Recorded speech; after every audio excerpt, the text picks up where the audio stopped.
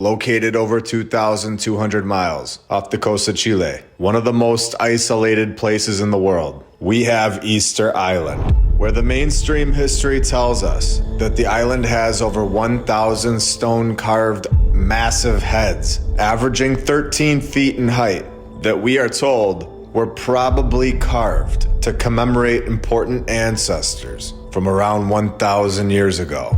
Probably.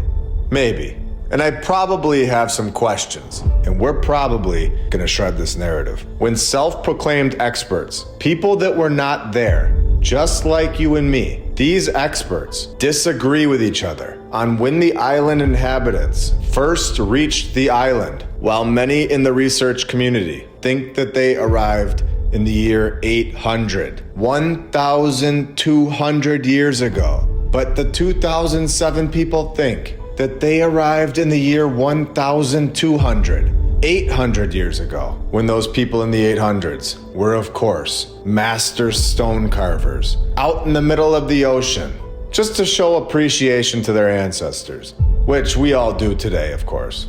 So then the mainstream just skips hundreds of years ahead to the year 1722, leaving out a 900 to 500 year timeline gap, because nothing important happened for 900 years. And we have this fully documented. No. When 1722 hits, the Europeans arrive, of course, and find these 2,000 to 3,000 people living in the middle of the ocean. And this is when they basically kill them all and rewrite the mainstream history to what we read today. In my opinion, this 1722 date that we are given was more realistically closer to this 1877 date down here at the bottom, because literally 11 years later, in 1888, Chile annexed Easter Island by forcible acquisition over one's territory. So we have some very trustworthy things happening here. Lots of nice meetings, some great discussions, some murder, and some land takeovers. We have a group of people that now have complete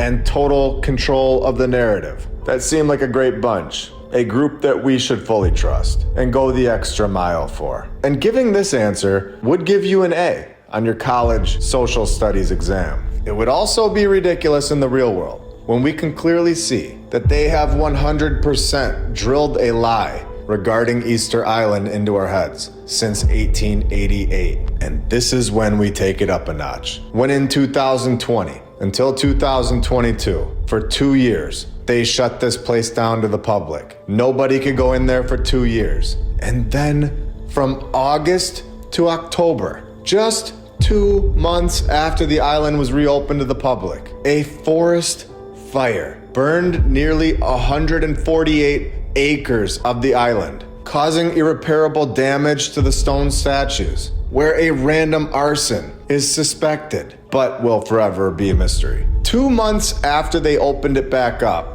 some random individual lights the whole island on fire. Really?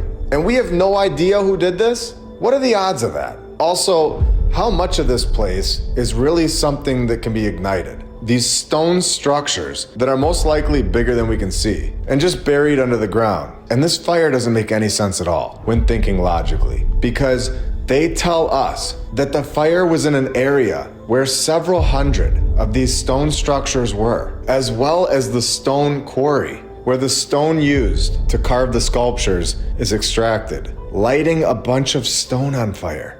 Are we all following what is being said here? They're telling us that this random individual somehow ignited a bunch of stone. Do you understand how hard this would be? To go to this island in the middle of the Pacific Ocean and light the place on fire and get away with it. And is anybody surprised that there is now a fire narrative attached to these incredible statues? Yet another fire. And we know that stone is one of the worst options to throw into your bonfire. Have any of us successfully started a fire using just stone, grass, and dirt? There really aren't any trees on this island. In fact, I don't see one. It's basically grass and stone. So they destroy the main site, where these massive stone structures came from. And then we can't forget that these people from the 800s were also able to carry these 1,000 replicas that weigh over 10 metric tons right on over to their ultimate resting place. Oh, did I say replicas? Do I think that this was an island filled with giants that were possibly killed off in 1888?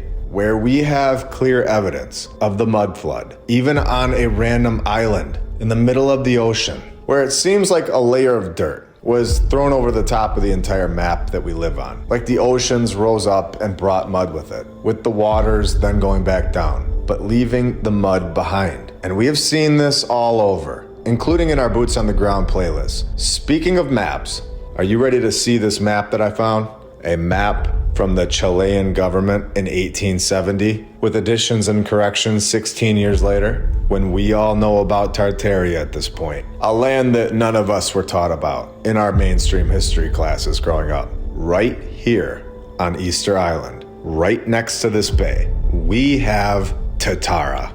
Has there ever been a bigger time in history that we have wanted to zoom in on a location on Google Earth and see what is there? I threw these two maps over the top of each other to line up the exact location for us. I lined up this bottom corner, this circular spot with each other, and then went from there. And it looks like we have located Tatara Easter Island, and it's time to have some fun, where we have just located the crowned statues and two massive mounds, where we all know about the mounds from our St. Louis episodes, where we have found the Monk's Mound that has a temple 2 feet under the dirt. Could these be massive temples under the grass, located in Tatara Easter Island, next to the line of crowned statues? If I was allowed to dig for treasure anywhere in the world, I think I know where I would go. And it's also so clear and obvious that since 1888, the mainstream history is 100% lying to us, manipulating us with false stories, because we all know and can see the original map from the 1800s. It says Tatara,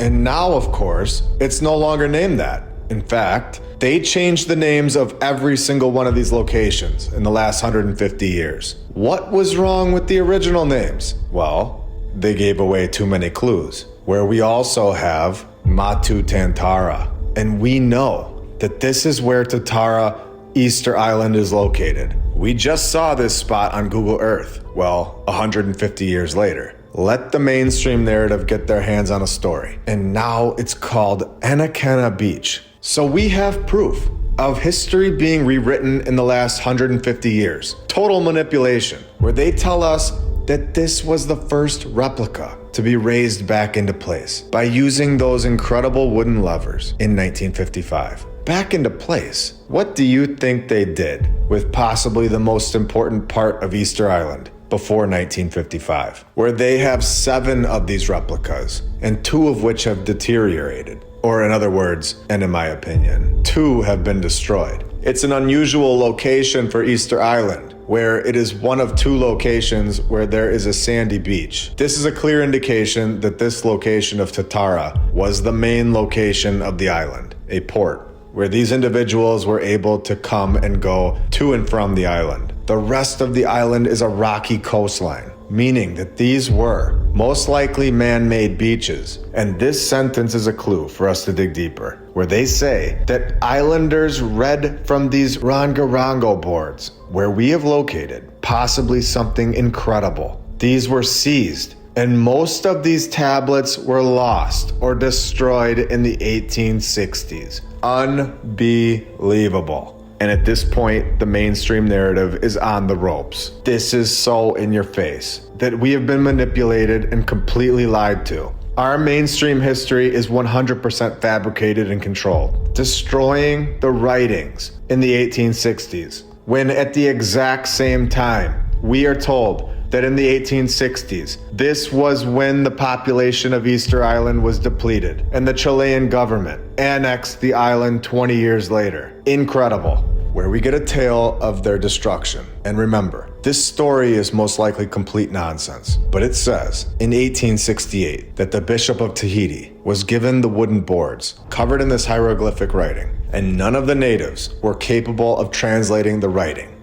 Well, they weren't capable because they were all dead from the Europeans. So of course they couldn't translate anything. And this is when we're told that they say they had hundreds of tablets 4 years prior and now couldn't find them. And the locals were dead. So they burned them as firewood. Could you even imagine the information that was destroyed and hidden from us in just the last 150 years. From the writings that we do have, they prove that the wood that had writings on it that were supposedly found at Easter Island weren't originally from Easter Island. In 2007, Catherine Orliac, through examination, proved that the wood wasn't from native land. It wasn't from Easter Island, showing that the wood was actually from South Africa, yellow wood, and therefore that the wood had arrived with Western contact.